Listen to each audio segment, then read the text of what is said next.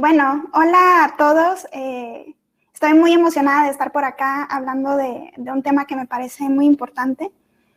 Creo que como diseñadores trabajamos todos los días con productos y servicios que pues no son accesibles en muchos niveles.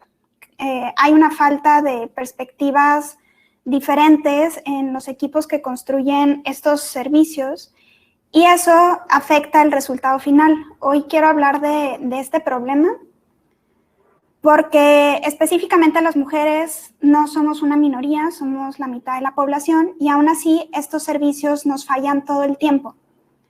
Dando un ejemplo, para empezar, cuando Apple lanzó esta app que se llama Health, tenía la capacidad de medir cientos de cosas como el sueño, los pasos caminados, las calorías, hasta el sodio. Seguro si ustedes la usan, han visto que pueden pues traquear un montón de cosas, ¿no? Pero cuando recién lo lanzaron, se les olvidó algo muy importante. Les faltó incluir el ciclo menstrual. Entonces, imagínense que esto es algo que se lleva midiendo desde la época de las cavernas. Y para Apple fue más importante el sodio. Esto no fue coincidencia. El equipo que diseñó esto se sabe que eran puros hombres. Y esto pasa en muchas empresas todavía. Un dato conocido, por ejemplo, es que en Google los empleados son 70% hombres blancos, ¿no? Entonces, el default son los hombres, son la base, son el estándar. Y además estamos en una cultura donde el idioma tiene género, ¿no? El genérico en el español es el masculino. Entonces, este primer screenshot que les muestro aquí, lo vi trabajando en una casa de bolsa. Entonces, cuando lo vi, yo tomé como mi lucha levantar la mano y preguntar por qué le hablaban a los hombres solamente. Si se fijan, la pantalla dice, ¿estás seguro de eliminar tu cuenta? Pero no tiene por qué ser así. Hay muchas formas de redactar esto de una forma neutra. Por ejemplo, podría decir, ¿deseas eliminar tu cuenta? O en vez de una pregunta que sea una advertencia, porque pues es un mensaje destructivo, que diga, estás a punto de eliminar tu cuenta, ¿no? Así, de forma neutral. Claro que cuando empecé a hablar de todo esto con el equipo, el resto del equipo, hombres, hubo una discusión donde señalaban que de todas formas el 80% de los clientes eran hombres, porque las mujeres no invierten, como si eso no tuviera además un trasfondo de desigualdad estructural también, y podríamos ser nosotros los que cambiemos eso. Fue justo con esa misma discusión que llegó a mí la segunda pantalla. Esta segunda pantalla fue el mismo equipo el que se tomó la molestia de hacer un benchmark y me la mandaron para decirme como, tranquila, es un estándar de la industria. Si American Express lo hace y también dice seguro, pues es un estándar. Como si además estos estándares no se pudieran cambiar. Somos nosotros quienes definimos estas cosas, quienes podríamos estar cambiando cómo se comunican las empresas. Entonces, igual si me están escuchando ahí las chicas, si pueden poner en el chat, me ha pasado, para saber que no estoy sola. Y estas malas experiencias trascienden los puntos de contacto digitales. Este es un módulo de control vehicular de la Ciudad de México. Yo fui ahí cuando quería renovar mi licencia de conducir y si lo ven es muy inaccesible, creo que para muchas personas, creo que no especialmente para las mujeres, pero podemos ver que la rampa es muy alta, está algo inclinada, no tiene barandal de un lado y además si ven la atención que se está dando es justo en la ventanilla en la que no tiene escaleras. Entonces, imagínense si estás embarazada o si vienes con hijos chiquitos, si vas sola, pues es un accidente a punto de pasar. Y podemos ver ejemplos por horas. Hay algunos quizás más preocupantes como algoritmos que hacen sugerencias pedófilas, servicios que permiten el acoso a las mujeres o el secuestro de estas mujeres. pero no me quise poner tan dark en esta charla. Más bien quería platicar como por qué pasa esto, y casi siempre cuando menciono estos temas, muchos se atreven a decir que es que no hay mujeres diseñadoras. Pues les quería poner esta foto, fue del Gender Jam que organizamos en enero, y aquí estamos, muchas mujeres diseñadoras.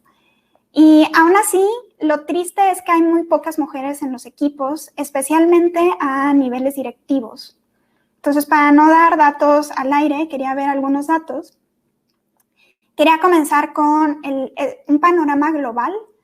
DesignX hizo esta encuesta el año pasado, y como estas hay muchas encuestas, pero esta me pareció muy interesante porque tiene el contraste de Product Designer y de Service Designer en la parte de abajo, las bolitas de abajo.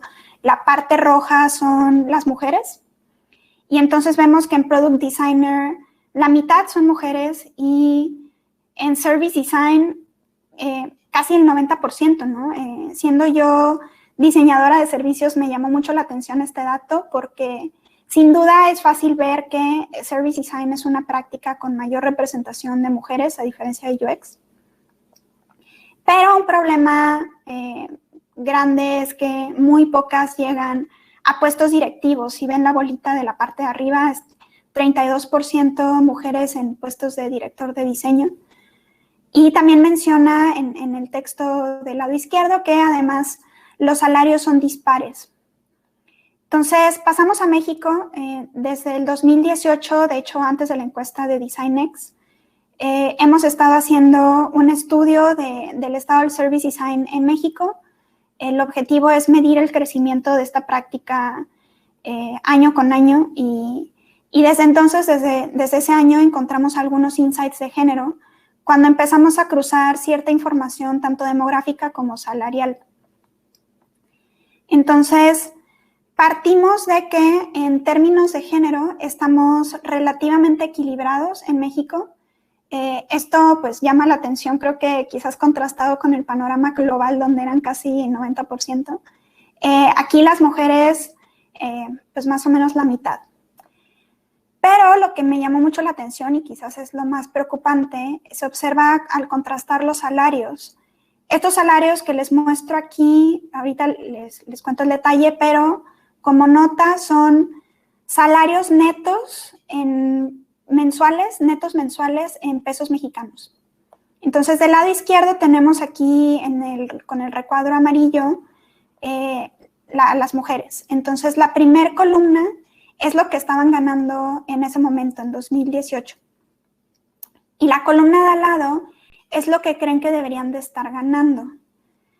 Primero, viendo tal cual lo que ganan, contrastado con la derecha, que son los hombres, podemos ver que los salarios de las mujeres son más bajos, ¿no?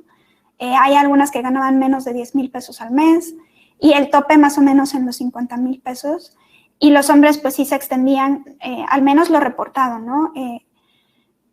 Ascendían de los 15,000 pesos en adelante, y una persona reportó más de 200,000 pesos. Entonces, eso es una realidad, y creo que la otra cosa que me llamó mucho la atención también es que la columna de al lado, que es lo que ellos creen que deberían de estar ganando, porque también habíamos hecho la pregunta si consideraban justos los salarios en base a su experiencia y a su conocimiento. Lo interesante es que los hombres se atrevieron a soñar más, ¿no? Podemos ver que las mujeres a lo mejor se limitaron un poco, y algunos hombres sí se atrevieron a decir que deberían de estar ganando más de 200,000 pesos. Y esto además, otro dato que me interesó mucho es que también comparando la escolaridad, las mujeres estaban mejor preparadas, con un mayor porcentaje de ellas teniendo un título de maestría. Entonces, hablando específicamente de Service Design, que pues es mi práctica, creo que es una práctica creada e impulsada por mujeres.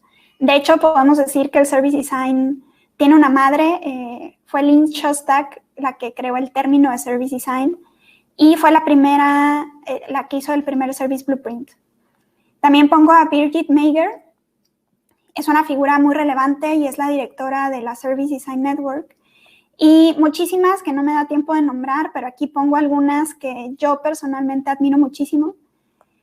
Pero aún así, cuando piensas en Service Design, por ejemplo, los libros más recomendados de Service Design son escritos por hombres. Y ni me voy a meter a hablar de las conferencias con lineups de 10 o 20 ponentes y solo una mujer. Entonces, creo que es un error para las empresas no considerar a las mujeres, no las consideran como clientas, como directoras de sus equipos, como ponentes de sus eventos o dándoles salarios justos. Y es un error porque las mujeres somos la mitad, somos también en la mayoría de los casos las tomadoras de decisiones en el hogar, ¿no? Las que tomamos las decisiones de la mayoría de las compras. Y si no podemos ser incluyentes con un grupo de personas que categorizadas solo por su género constituyen la mitad de la población mundial, no podemos esperar evolucionar y tener otras conversaciones muy urgentes también sobre las mujeres de color, sobre las mujeres con discapacidades, sobre las mujeres trans, entre muchos otros temas que habría que estar hablando. Y yo creo que yo podría hablar de este tema por horas, pero hoy quería invitarlos a todos a hacer un cambio.